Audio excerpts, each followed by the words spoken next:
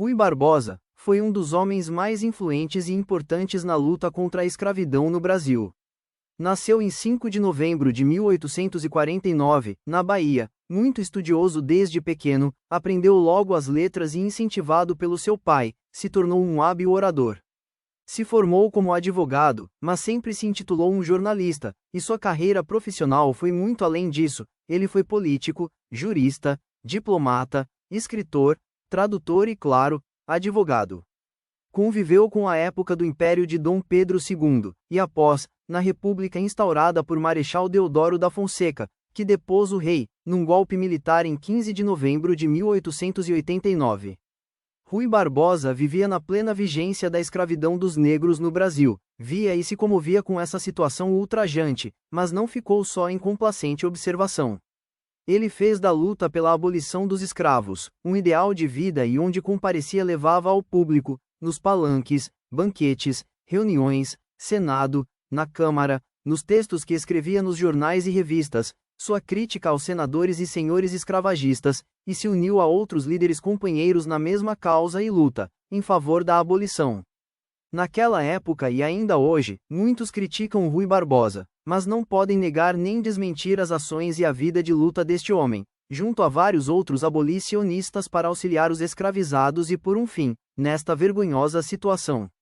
Não podem deixar de aplaudir este político, que mesmo convivendo com a hipocrisia dos homens das leis, se destacava diferente, buscando como advogado que era, a prática da justiça entre as pessoas. O texto que vamos ler para vocês neste vídeo, foi escrito em 15 de agosto de 1875, no Jornal Diário da Bahia.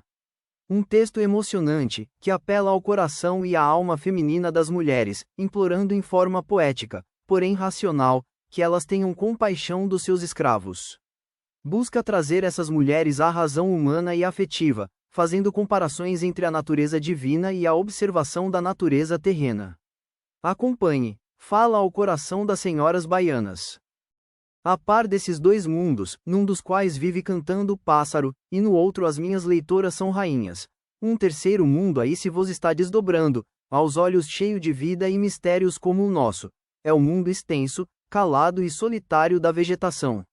Vive a planta como nós, também leitoras, ela que é condição de nossa vida, como nós, nasce frágil, sofrega do seio materno. Cresce entre beijos e afagos, como vossos filhos. Tem sede de seiva e de luz. Respira e decompõe o ar como os pulmões humanos. Sente, deseja, e sofre. Luta pela existência com a tenacidade imperiosa do instinto animal. Estremece de amor em sensações desconhecidas, e se reproduz. Se refaz no sono das noites. Ergue-se jubilosa ao alvorecer. Cora apaixonada ao brando contato das auras tropicais. Definha entre as brumas. Ao ardor do areal estala sequiosa. Na sombra, empalidece, e à tarde parece que devaneia. Quer mais o meu auditório? Pois vou apontar-lhe ainda outra região de criaturas animadas, em cuja parecença conosco, bem raro atenta o homem. Minhas leitoras, no meio do campo luxuriante, vede a senzala nua e esboroada, sob esses tetos há um mundo, que vegeta, como a planta vive. São entes que têm paixões, filhos, enfermidades, agonia e morte, bem que não conheçam pátria, nem noivado, nem lar, nem olhos chorosos sobre o túmulo. Um e outro, o vegetal e o escravo, elaboram para nós o pão. Um e outro consomem-se por nós, de um e outro somos os soberanos. Todavia, nem num, nem noutro, podeis, empregar o vosso amor? Porque o amor é a identificação, a unidade, e entre eles e nós, há o abismo do espírito, da liberdade que lhes falta. Notareis apenas, que no reino silencioso das plantas, consentiu o Deus onipotente, os efeitos prismáticos da luz, a folhagem viridente, a flor de cores festivais, os pomos de oiro. Mas a multidão cativa, porém, traz nas carnes inviolável o luto. Se diria o manto imóvel de um féretro sem europeus. Féretro de um povo. Sabeis a narrativa evangélica de Lázaro e Jesus, pela caridade e pela origem comum, pelo comum destino, sois como Maria, irmãs dos que em vida aí jazem na sepultura da escravidão de suas casas. Uma palavra, uma emoção fraterna, um olhar de ternura, e quantos não serão redivivos, abençoando-vos? Minhas leitoras, antes que me increpem, acusar-me-ei eu próprio. Essa comparação minha é uma injustiça ao Criador e uma complacência imerecida com os homens. Negou o Senhor à planta a têmpera do pensamento e da vontade livre, mas influiu-lhe gozos, belezas e privilégios encantadores. Nós descoroamos da liberdade aos que de Deus a receberam, e a houveram sacrossanta, e com isso os abatemos ao ínfimo grau da escala criada, até abaixo do reino vegetativo. Segue o heliotropo, com afetuosa perseverança, desde o dardejante oriente ao poente rubro, o curso do sol esplêndido. Ao escravo, porém, onde fica o astro da sua vocação? Sensível como virgem, a mimosa dos prados foge, assusta-se, desfalece ao nosso contato, ao simples hálito nosso. Mas a mulher cativa, quem lhe deu o direito da pureza? Pendente do caule, a desmode oscilante balanceia-se, contando insofrida os segundos, com a certeza de um pêndulo, como alma impaciente pela ventura que tarda. E o escravo, esqueceu até o dia do nascimento, porque todos os seus dias são iguais. Nada sob o lago, a valisneria faceira, e florida a tona do lago plácido. O esposo, abismado nos seus desejos, preso ao álveo sob a água diáfana, acaricia-lhe os pés. É vinda enfim a cálida estação das núpcias, quebrou a flor masculina os vínculos da sua timidez, despega-se do fundo, alteia-se, emerge, enlaça voluptuosamente a corola a desposada gentil, e a flor, mãe, despreza o toucado e as galas, para se engolfar no retiro cristalino, onde vá desvelar tranquila o fruto, o mimo, o prêmio dos seus amores. Minhas leitoras, quem deu à escrava amores impolutos, fecundidade bendita, e a solitária obscuridade doméstica? A escrava, para quem é ignomínia a maternidade, que vos santifica. Vede a folhagem risonha do laranjal, de dia é toda oxigênio, que aviventa, e perfumes inofensivos. De noite, sob essas exalações balsâmicas, insinua-se o carbono, que se prende. Assim o homem, banhado nas ondas luminosas da liberdade, fertilizará o globo, reduzido, na opressão, as trevas, encherá de morte em derredor a atmosfera empobrecida. Há nada mais inocente que o lírio amorável dos vales. Entretanto, povoai deles, a tardinha, a alcova, e bem pode ser que não acordem mais. Também no escravo está deposto o germen fragrante da virtude.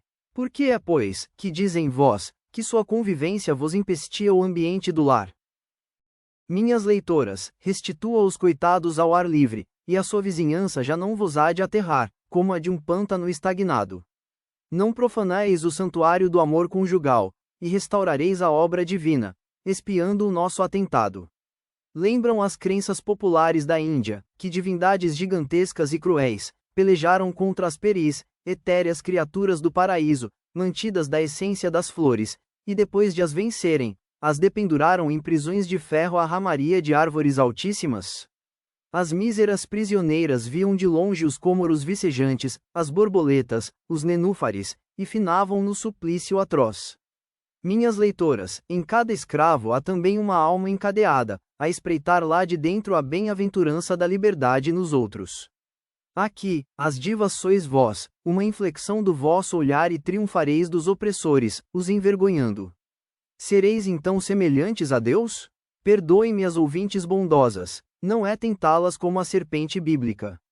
Se entrarem recolhidas em si, advirtam que hão de ouvir talvez essa tentação, mas do seu anjo da guarda. Minhas leitoras, é para um leilão que vos convidam.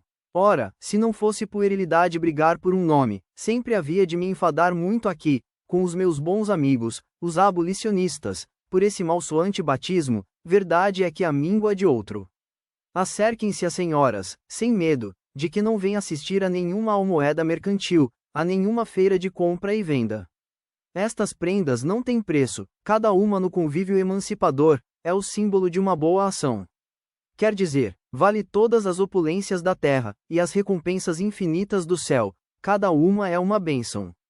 Mãe, que vós vedes na meiga gentileza da filha, aquele ramalhete de madressilvas agrestes, que ela anda ali na mesa a namorar, de ambiciosa assentava-lhe tão bem, parecem-vos mortas? Mas reparem que são cheirosas e orvalhadas, agradáveis na mão de fada que as teceu, mas orvalhadas com o suor da amargura, que hão de estancar ao escravo redimido.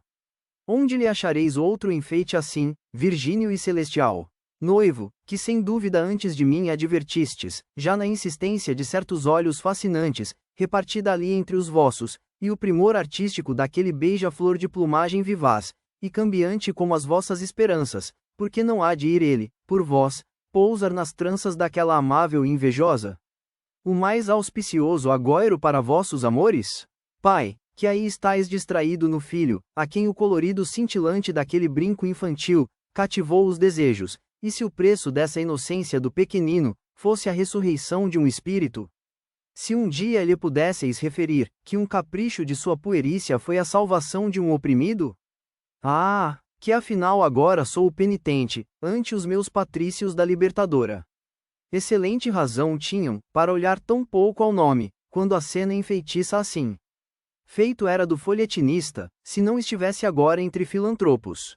Refletisse mais, e vira que feio nome, e ignóbil coisa era a cruz, e contudo, tem para a terra o vulto sublime do Cristo, e 2 braços de paz estendidos sobre o gênero humano.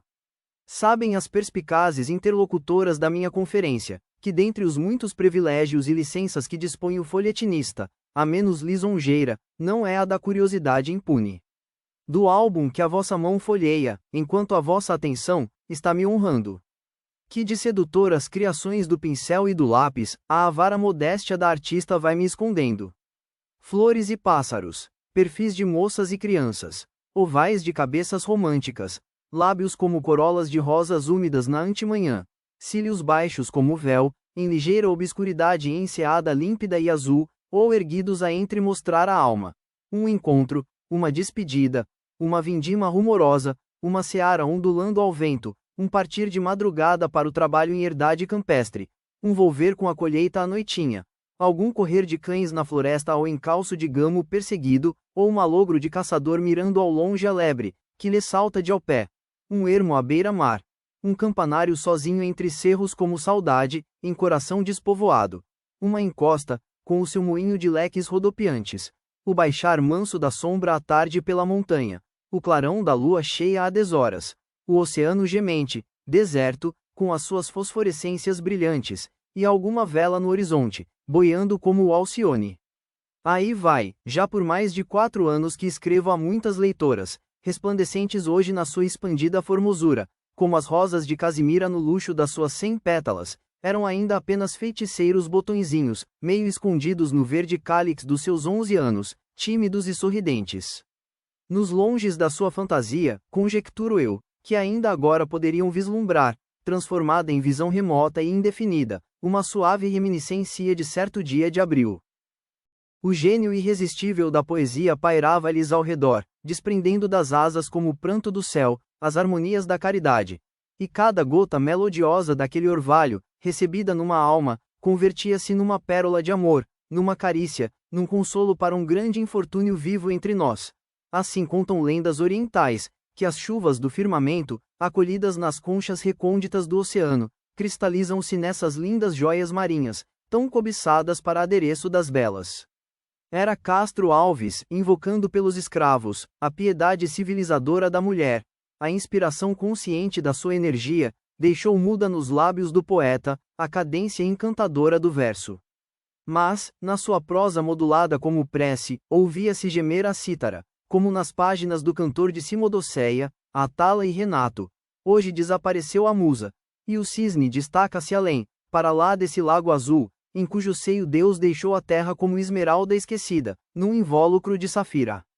As vibrações chorosas daquela súplica, salpicam-se no ar, confundidas com a música infinita e perene da poesia, que esses peregrinos do céu perpetuam na terra, como no murmúrio das vagas, nos segredos imperceptíveis do zéfiro, no diálogo incessante das árvores, no ruído misterioso das folhas secas, nos gemidos solenes da montanha, no canto dos pássaros, condensa-se esse acordo inefável e contínuo da natureza, que nos circunda e nos embriaga, nos vivifica e nos domina.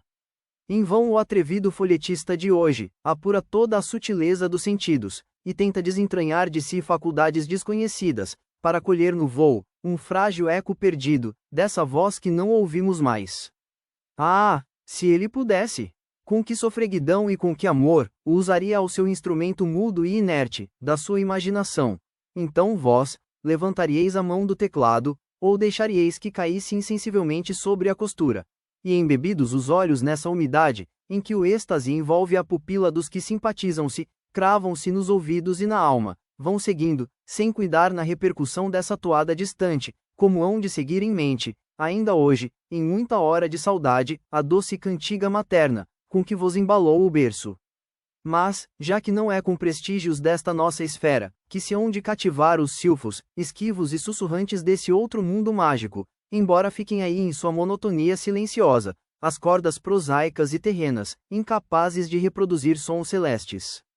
Esqueçam o folhetista, que não passa de um passatempo, presumido talvez, com certeza, apenas intervalos. Deixem palpitar o coração das minhas circunstantes, somente o coro das harpas eólicas, que ao resvalar do sopro indistinto, permanente dos sofrimentos humanos, estremecem, ressoando e exaurindo-se num lamento de dor, de consolação e de fé. Escutem. Não é mais a uniforme surdina da aragem, percorrendo a planície nua, sem promessa de arbusto onde pousa, balança-se, e molha o frescor da sombra. É o flutuar convidativo e poético, da viração num desses retalhos de terra verdejante, dispersos no deserto, onde há a tépida atmosfera dos trópicos para conforto, arvoredo por cortinado ao sono, e as nepentes com as suas flores, e as urnas graciosas cheias de água cristalina furtada ao sol, para o forasteiro sedento. É uma inenarrável sinfonia de almas comovidas, que estala com paixão magoada, quebra e adormenta-se como canto inspirador de sonhos bons, na cabeceira do doente amado, freme como a alegria em consciência iluminada pela bondade, prolonga-se como um desses ósculos de casto afeto, na fronte do desconsolado esposo, e soluça, reprimindo-se como pranto interrompido, e enxugado pela esperança. Para isso mais não era mister que uma ideia, uma sugestão, um toque, a rubrica deste folhetim, um instantâneo relance de olhos a essa enorme e secular desgraça do cativeiro. Deus o Onipotente, deu à mulher a compleição da flor. O que digo, não é uma galanteria às senhoras presentes. Nesta figura, em que tanto se comprazem literatos e namorados, há a expressão de uma verdade tão instintiva, que numa das línguas da Ásia, primitiva pátria do homem, mulher e flor se conhecem por um nome só. Flor de tanto mimo, e mais melindre ainda que a sensitiva púdica e nervosa, a terrível lembrança dessa desventura incomparável, que tem devorado gerações inteiras, desse milenário crime, que desumaniza toda uma família de irmãos nossos, desse, como estigma de Caim gravado até hoje nas espáduas deste grandioso país. A esse pensamento de angústia, como se hão de ter as frágeis criaturas divinas, que se não contraíam de aflitas, e inclinem-se como haste para o chão, e exalem-se no seu aroma de inextinguível afeto. Estão vendo, portanto, as benévolas ouvintes, e o círculo de observadores que se move lá fora, sem convite, a invejar-me o auditório, e me espiar na palestra. Estão vendo, já que o folhetinista não vem de mão estendida, a pedir esmola de generosidade, por esses escravos infelizes, mais que uma superfluidade, uma ofensa. Implorar, é me antecipar a previdência do benfeitor, supri-la, ter mal segura confiança nela, na sua certeza, na sua prontidão, na sua liberalidade. Diante de Deus, sim, prostre-se o pecador e ore, porque se é Deus bom, é também severo, é Pai, mas há de ser sentenciador, se é misericordioso, é ao mesmo tempo justiça. Mas, perante a mulher, por que os joelhos no pó? Ou a postura em súplica, e os olhos envergonhados? Pedir-lhe, é desconhecer nela a providência universal do desvalimento e da miséria. Falar-lhe em esmola, é feri-la de forma ingrata. A esmola é o esforço, a privação, o sacrifício.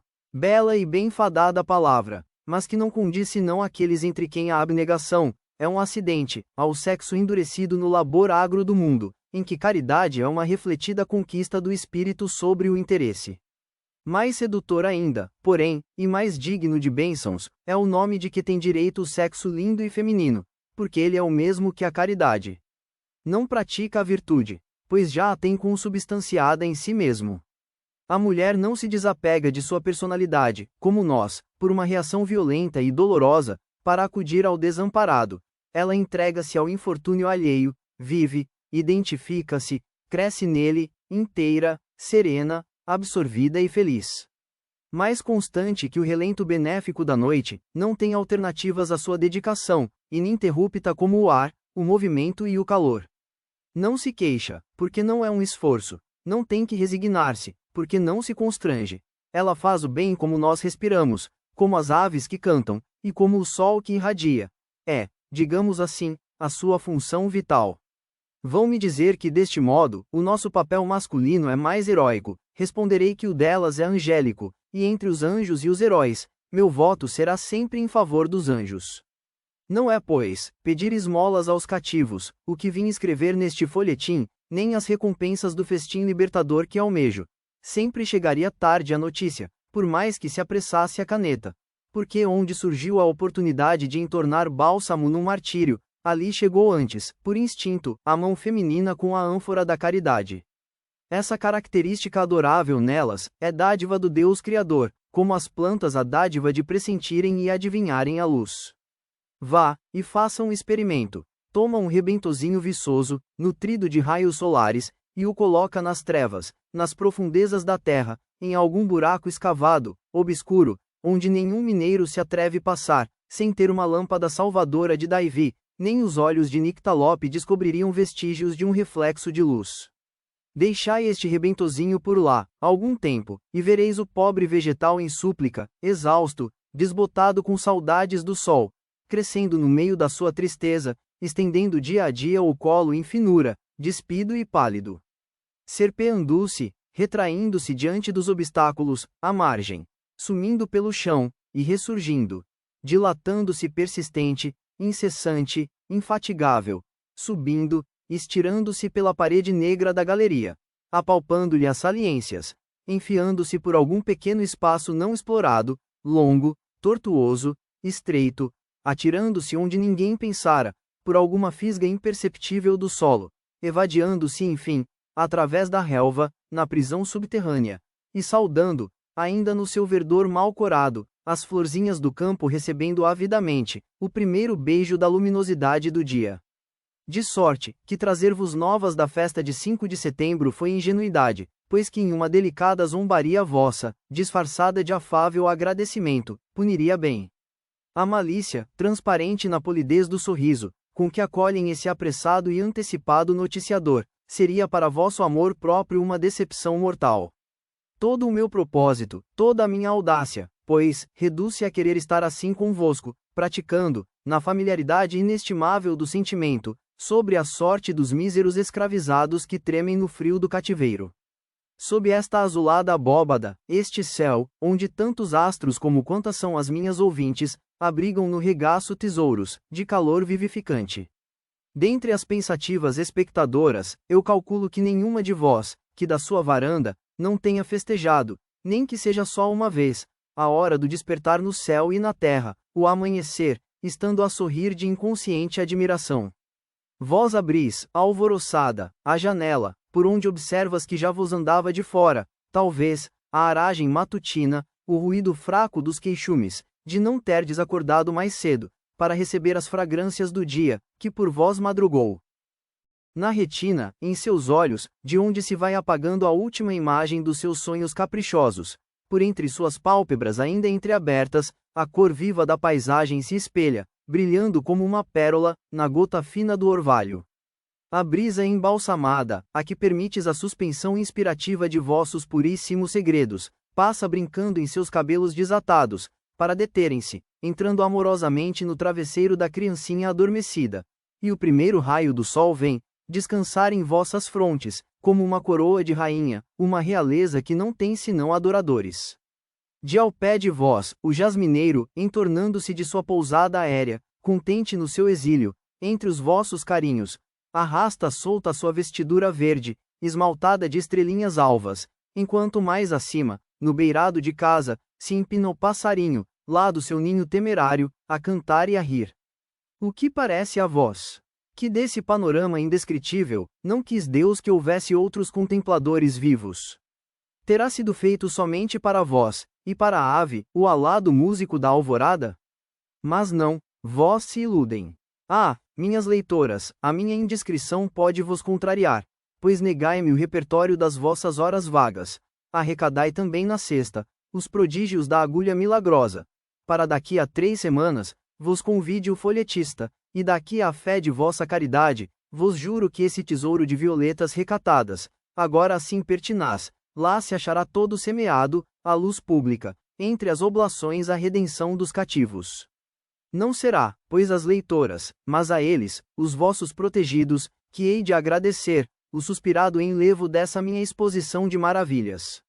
Apenas se as circunstantes devassarem então o incógnito do folhetinista, não se ressintam da malignidade com que saboreará essa revelação da vossa mestria, recusada hoje à minha cobiça, e aos vossos escrúpulos mais tarde imposta pelos vossos bons corações. Diário da Bahia, 15 de agosto de 1875. Texto escrito por Rui Barbosa, a Águia de Aia, muitas vezes esquecida pelo povo brasileiro. Creio que você também se emocionou com as palavras dele, um dos mais famosos e corajosos abolicionistas brasileiros. Nosso canal também busca reviver o passado, dar voz novamente aos personagens e às suas histórias, e não somente aos seus textos e livros, querendo trazer à memória aquilo que traz esperança, num mundo tão polarizado como o de agora. Obrigado por ter ouvido até aqui, compartilhe com seus amigos, vamos espalhar a história e a cultura brasileira. Obrigado e até a próxima.